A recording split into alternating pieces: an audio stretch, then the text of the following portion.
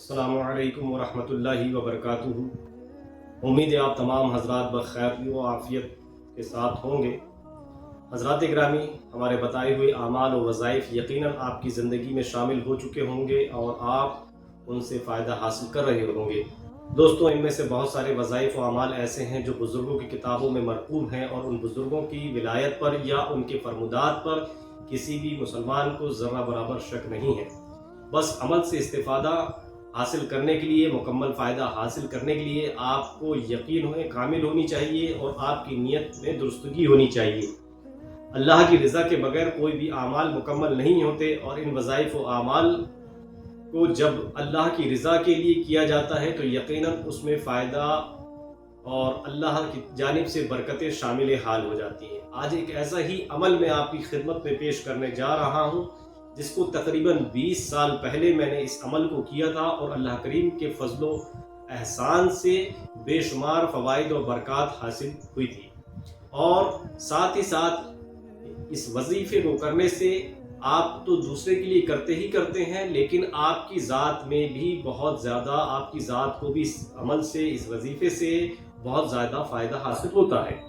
حضرات، یوں تو ہم سبھی لوگ جانتے ہیں کہ سورہ یاسین کو قرآن کریم کا دل کہا جاتا ہے، اور اللہ تبارک و تعالیٰ نے اس سورے میں بے شمار برکتوں کا، لامحدود برکتوں کا سلسلہ رکھا ہوا ہے۔ جو حضرات صبح کے وقت میں اس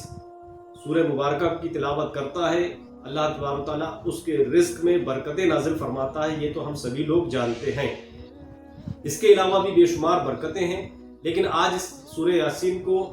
پڑھنے کا ایک ایسا طریقہ میں آپ کی خدمت میں پیش کر رہا ہوں کہ جس کو پڑھنے کے بعد انشاءاللہ آپ کا کوئی رشتہ دار، آپ کا کوئی قریبی، آپ کا بیٹا، بھانجا،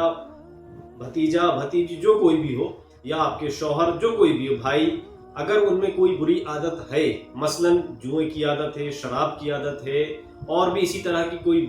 بیڈ ہیبٹ ہے، کوئی بری عادت ہے، اور آپ چاہتے ہیں کہ اس عادت سے اس کو مکمل نجات مل جائے، اس عادت سے وہ بری ہو جائے، اس کی وہ عادت چھوٹ جائے۔ ہر کوئی اس بری عادت سے پریشان ہے، لیکن بندہ چھوڑنے کے لیے تیار نہیں ہے، تو اس عمل کو آپ کریں انشاءاللہ العزیز۔ اللہ نے چاہا تو آپ دیکھیں گے کہ تیر و ہدف یہ وظیفہ کام کرے گا، اور اس شخص کی بری عادتیں رفتہ رفتہ دھیرے دھیرے انشاءاللہ العزیز اللہ نے چاہا تو چھوٹ جائے گی۔ کرنا کیا ہے؟ کرنا یہ ہے کہ سورہ یاسین کی آپ کو تلاوت کرنی ہے۔ اگر تلاوت نہ کر سکیں کسی وجہ سے تو سننا ہے، اور جب آپ سنیں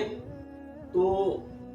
آپ کوئی میٹھی چیز، مثلا کشمش، انجیر، کھجور وغیرہ رکھ لیں، موبائل کے پاس رکھ لیں، اور زیادہ بہتر تو یہی ہے کہ آپ خود اس کی تلاوت کریں۔ لیکن اگر کسی وجہ سے آپ تلاوت نہیں کر سکتے، پڑھنا نہیں جانتے، کوئی آپ کے لیے نہیں پڑھ سکتا ہے بحالت مجبوری، پھر آپ موبائل میں اس کو چلائیں، اور سب سے پہلے استغفر اللہ ربی من کل ذنب واتوب الیہ، اس کو آپ پڑھ لیں، کم سے کم 11 مرتبہ پڑھیں، صرف دل کے ساتھ پڑھیں، اور اس کے بعد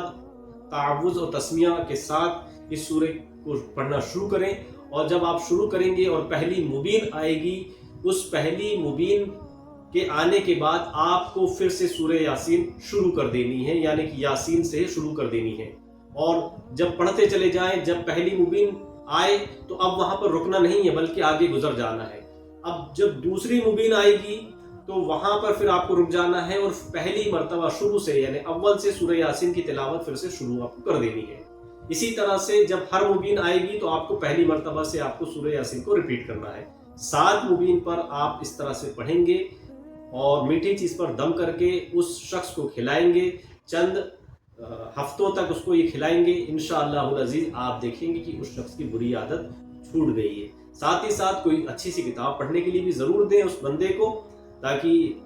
جو موٹیویشن ہے اس کا بھی اثر ملے، اس کو سمجھاتے بھی رہیں، دین کی باتیں بتاتے بھی رہیں۔ اور اس طرح سے سورہ یاسین اگر آپ تلاوت کرتے ہیں، آپ پڑھتے ہیں، تو دیکھیں گے کہ آپ کے اس عزیز شخص کی وہ بری عادت، چاہے آپ کا بھائی ہو، چاہے آپ کا بیٹا ہو، چاہے آپ کا بھانجا ہو، کوئی بھی عزیز ہو، چاہے آپ کا شوہر ہو، انشاءاللہ العزیز آپ دیکھیں گے کہ رفتہ رفتہ دھیرے دھیرے اس شخص میں سے وہ بری عادت دور ہوتی چلی جا رہی ہے۔ جب اس کی وہ بری عادت دور ہو جائے تو مجھ ناچیز کے لیے بھی